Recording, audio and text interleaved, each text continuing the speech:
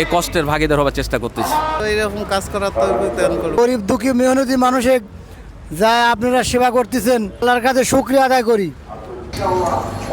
দর্শক, আমরা দেখছি বিভিন্ন রিক্সাওয়ালা শ্রমজীবী মানুষ তাদেরকে স্যালাইন এবং স্যালাইন পানি খাওয়াচ্ছেন। এখনকার যে অবস্থা, যে গরম, এই গরমের ভিতরে আমরা যারা আল্লাহ তাআলা আমাদের যাদেরকে একটু ভালো অবস্থায় রাখার এবং থাকার সুযোগ দিয়েছে, আমরা নিজেরা নিজেদের ঘরে ফ্যানের নিচে অথবা এসির ভিতরে থেকেও শান্তিতে থাকতে পারি না। সেই জায়গা থেকে চিন্তা করলাম যে আমার রিক্সাওয়ালা ভাইরা যারা এই রৌদ্রের ভিতরে তাদের জীবিকা নির্বাহের জন্য যত কষ্ট করে এই রৌদ্রের ভিতরে তারা রিক্সা চালায়, তারা কতই না কষ্টে আছে।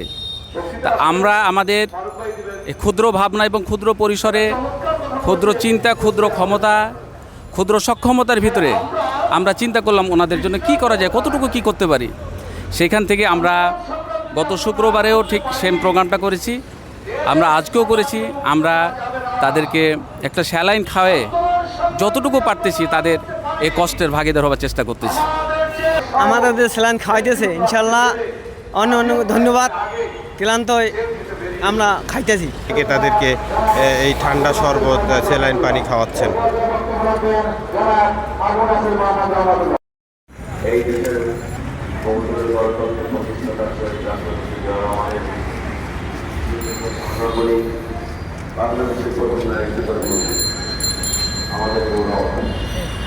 ভাই, ইনাদের এই যে কার্যক্রম আপনার কতটুকু ভালো লাগছে? ওয়েলকাম, সবচেয়ে বেশি ভালো লাগছে।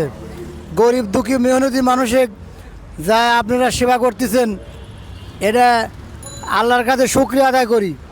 এটা খুবই ভালো একটা উদ্যোগ, খুবই ভালো। আমি নাটোর থেকে আসছি, নাটোর গুরদাসপুর।